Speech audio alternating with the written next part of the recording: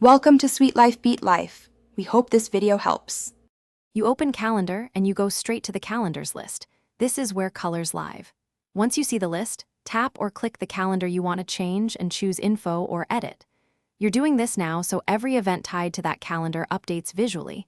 That makes scanning your day faster.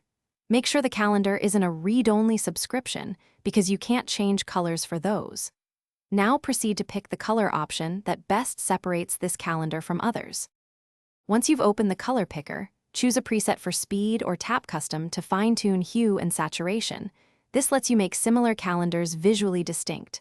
On Mac, you can right-click the calendar and use Get Info to pick a color swatch. On iPhone, tap Edit then Color. If you want exact matching across platforms, pick similar presets or use the same custom RGB targets where available.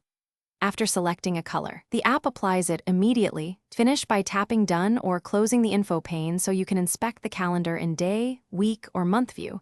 You should see events adopt the new color instantly.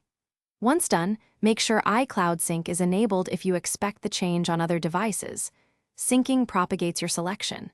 If the color doesn't update, force refresh the app, relaunch Calendar, or toggle iCloud Sync for Calendar. If issues persist, sign out and back into iCloud or restart the device to clear caching problems. Thanks for watching. Consider subscribing if we helped you.